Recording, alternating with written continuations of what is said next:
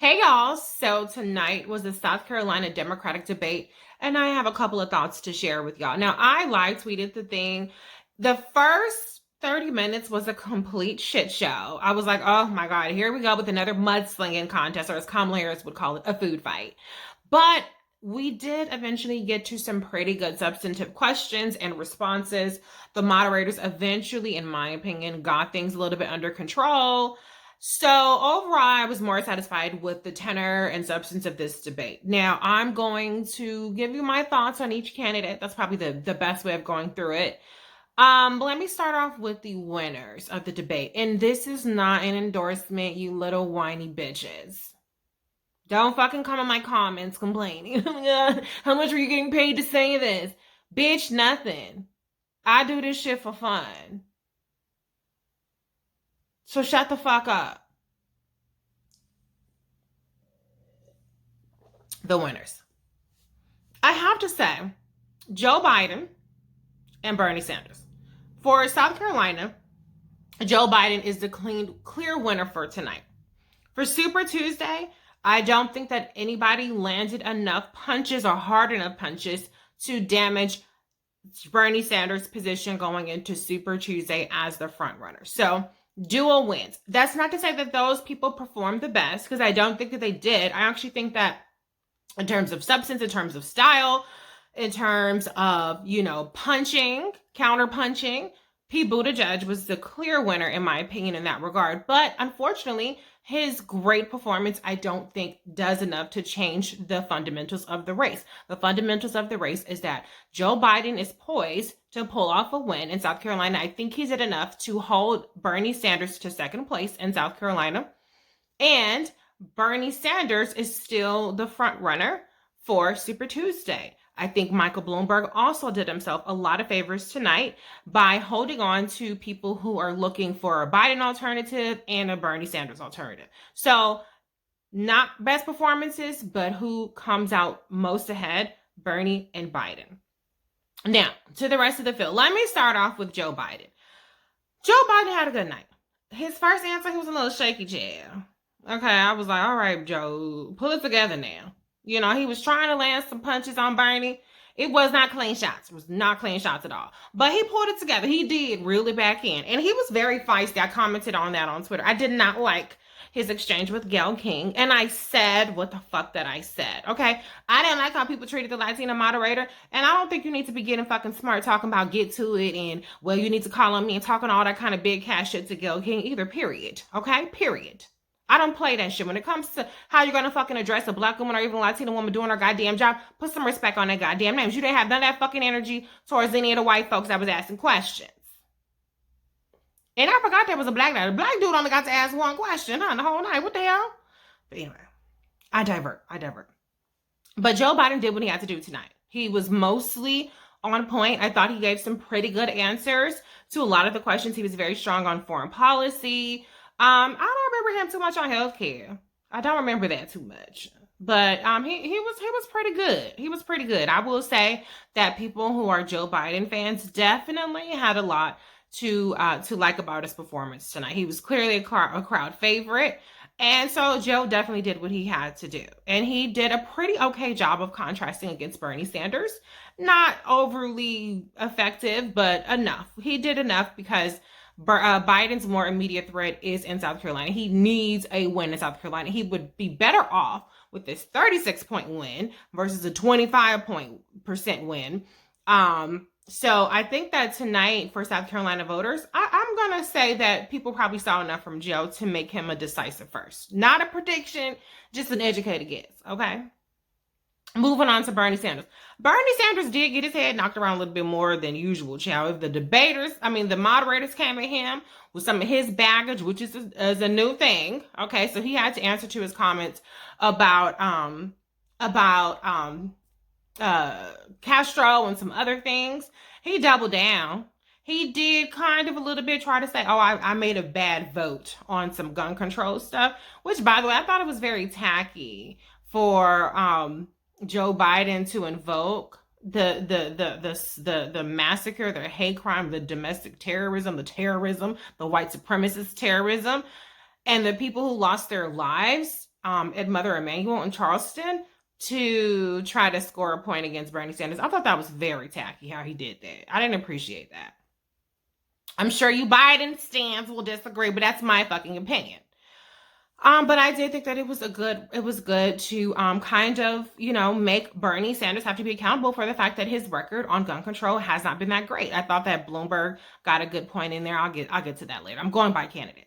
So Bernie Sanders took more heat for his record on more things. Usually they only talk about Medicare for all child, a whole goddamn debate, but they definitely held Bernie Sanders to account for much more of his record. Was it Steyer? I feel like Steyer brought up that Bernie Sanders voted for the crime bill, and Steyer brought up that Joe Biden sponsored or wrote the crime bill. So Bernie Sanders, though, I mean, he took some hits, but nothing. I don't think there was any knockout punches. I don't think that anybody did enough to really shake his core from him. I do believe that they are shakeable, to be clear, but I just didn't see anything effective enough to do that from this debate. Let's see. So I talked about Biden. Okay. So let's talk about Michael Bloomberg. Okay. Michael Bloomberg's answer on stop and frisk sucked again. It did not suck. Oh, it got out of control. Not a good answer. I met with black people. Not a good answer. I reduced it by this amount. Not a good answer. But I will say that Bloomberg was very effective in his answers that really focused on what he's been able to accomplish. I think that his message of Mike will get it done, that's his slogan, right? Is effective because a lot of people, you have a stage basically full of senators and people who are, a variety of backgrounds, but there seems like a lot of talk. There's a lot of talk. Even kind of Kamala Harris, that was her thing. Like, it's not just giving pretty speeches, I've gotten work done. So, but I think that Mike Bloomberg makes that argument very effectively. I think on several cases on gun control, he talked about his mom's demand action, I think was what he said. It's his organization. I didn't know that. And how they've gotten gun legislation passed in multiple 20 states. That's a good thing to be able to talk about. He talked about how he bought these congressional seats. And I saw people like, oh my God, he said bought. That's what he did. Okay, and again, I will say that his wealth and his ability to buy 40 fucking congressional seats or 25 congressional seats or however many goddamn congressional seats he bought is a virtue for people. Does he, do people want you to pretend a little bit like it ain't what it is? Maybe, yes, some people do, but a lot of people are just like, well, shit, we'll take 40 fucking congressional seats. So I think that, even though he definitely gives you rich bitch vibes, shit. He's like, I got money and I'm willing to fucking spend it, and I'll buy anything. That includes the presidency and the House of Representatives. If you don't like it, then you wasn't gonna like him from jump anyway. But I think that he's effective in that manner. He does not have an overlap with Elizabeth Warren people, okay, or with Bernie Sanders people so much. His crowd is probably the people that think Me Too went too far, Chad. People that are Trump. Obama supporters, even a lot of black people. He's doing pretty well with the black vote because he is courting black voters through black radio, through black media, through black TV shows with his ads. His ads are good. His ads have black people. His ads talk about what he's done for black people. And so I think that Bloomberg is very effective that way. You don't have to fucking like it that I'm saying that, but a lot of y'all would be well served if you can ever fucking acknowledge the goddamn truth, even if you don't like the person that the truth is about. So I think Bloomberg did well. I think that Bloomberg certainly didn't give anybody a reason to cut and run. That's my opinion. If you were supporting Bloomberg tonight, you probably saw some things that you liked. Now let me move on to Elizabeth Warren. Elizabeth Warren tried to, give herself a little bit of cover, child. Like she just ain't Bernie's little sidekick, but she wasn't very persuasive with it, okay? She tried to contrast. I think it was more of like, see, I didn't just let Bernie completely off the hook, but it was like very, very mild. It was like, well, Bernie has great ideas, and I agree with Bernie's ideas. I'm just detail-oriented. So we should vote for you because you are detail oriented. That sounds like a secretary, and that's not a pejorative to secretary's job. But you sound like a worker bee, not a leader. So I didn't think that was a very effective pitch. I saw somebody retweeted me and they said that they liked that idea. That's cool. But I don't think that that's really going to to be very persuasive to people. Pick a more detail-oriented Bernie. Devil's in the details. I priced it out. I'm still lying about the numbers, child. But I priced it out. I put it on a spreadsheet. Other than that, I think that Elizabeth Warren totally overplayed her hand when it came to Michael Bloomberg. And to a lot of people, I feel like she just was really focused on trying to score cheap points. And I just didn't feel like it came across very well. You know, it looked like, I mean, some of the parts, they were trying to move on to something more substantive, and she just kind of was still trying to be down in the mud. I didn't think it reflected very well on her. I didn't think that her punches landed. It was retreading over the same shit from the last debate. And I just don't think that she really got much mileage out of it. She's not going to erode Michael Bloomberg's support over NDAs or over taxes. Nobody that's supporting Michael Bloomberg probably gives a shit about that. So I thought that that was wasted time on her part, time that she could have used to make her argument. And Elizabeth Warren was very much that little girl was me on that stage, huh? Y'all see that?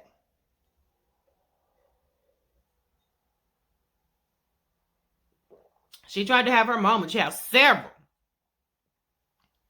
But we don't care. We don't care that Michael Bloomberg financed your Republican opponent. You do leave out the part about how you had President Obama and the whole Democratic fucking party behind your Senate run. So it wasn't like you were outgunned, child. It wasn't like you were a fucking second grader or first grader being bussed to a school. So that little girl was me. Energy wasn't really landing with me. Sorry. Y'all gonna be upset. Oh my God, you don't like Liz. You just I don't give a fuck. But yeah, I just don't think she was effective. Sorry, not sorry. So she had an opportunity to make a move, and I don't think she seized it. She wasted her time. When she wasn't able to just bulldoze everybody, then she kind of disappeared for large portions of the debate. I thought her answer on the embassy was terrible. Like, her foreign policy section was not good. She's not strong on foreign policy whatsoever. And she just skirts around the questions. When she was asked about, the question was, would you move the embassy back to its location? She could have said, well, I think Michael Bloomberg said, well, I would consider it, or other people. They still skirted around the question, but she just was like, well, it's up to them to decide what their capital is. And they were repeatedly trying to get her, no, we're talking about our embassy, the U.S. embassy. And she just didn't want to answer the question. So I just thought that she's not very strong on foreign policy, and she just lacked substance in a lot of areas, in my opinion. So I think that's that on that. Another thing to kind of tie back in this whole wealth thing. It's really interesting because you have Bernie and you have Elizabeth Warren, who want you to believe that all of your problems, all of the country's problems, can be solved by rich people. Because their assertion is that if you just tax rich people a little bit more, then everything's better for everybody else. Well, then you kind of are undercutting your argument against electing a rich person. Because the rich person, like Bloomberg, is like, fuck it, cut out the middleman. Just let me buy shit. I can buy off gun legislation. I can buy off congressional seats. I can buy off the presidency if I want to. And so I think that's where you have some disconnect between the arguments that people are making. Rich people solve everything. Just tax them. And don't, rich people are bad. So anyway, that's my opinion. That's another aside. Pete Buttigieg. I got my entire life off of Pete Buttigieg. I think he's such a great debater. He's very good at really kind of giving a concise answer. He lands clean punches every single time. He got some great zingers. And on Bernie Sanders, I mean, I really man, if he had more experience, then I think that he would really be a serious threat to win this nomination, because he clearly has what it takes, at least on the debate stage. And I think he's a great communicator. He speaks so well. You know, you don't get to say that about white people. They speak so well. But he got some great zingers. And he said, oh, how are you going to have a revolution if you can't even support a rule change? I got a key out of that. And he just was on it, shooting them off. Boom, boom, boom, boom. but he didn't get a lot of speaking time. Unfortunately, he got I at some point, I don't know what it ultimately ended up being, but he was just a little bit more ahead of Tom Steyer. So I think that Pete Buttigieg needed more speaking time, but I think that he used his speaking time very well. I wasn't really a huge fan of his closing statement, but nobody can land a punch that's cleaner than Pete Buttigieg. I can tell you that much. I don't remember anybody else's zingers as much as Pete for this debate. So he did an awesome job. I just don't think that, the debate is going to move the needle. If I had to be bullish on a moving the needle for anybody, though, I would say it would move the needle for Pete, but I'm not bullish. So that's unfortunate because I like Pete, and I don't like pretty much anybody, but I will say that Pete has certainly grown on me throughout this primary, especially after my girls dropped out. I like what I see from Pete. Get over it. But yeah, and him and Amy didn't beef this time. Imagine that. Speaking of Amy, I thought Amy, she failed tonight, Jam. She failed. Amy did not do anything to me to get her out of sixth place. And but I did like some of her zingers. I thought that her exchange talking about Bernie Sanders and talking about broken promises and that sound good on a bumper sticker, that was really good, Amy. But she just didn't have those moments enough, and she just really again retreaded a lot of stuff. Oh, middle America, I'm the only one, blah blah blah blah blah blah blah. She doesn't have any new material. So I just don't think that Amy really moved the needle at all for her tonight. I thought that her fucking thing when they were asking about Bloomberg stop and frisk. I think that she was wise to not harp on that because that's beating a dead horse in terms of on the debate stage. Y'all not gonna agree because y'all want to say stop and frisk a million times. That's fine. I was the first to say stop and frisk. Nobody gave a shit when I said it.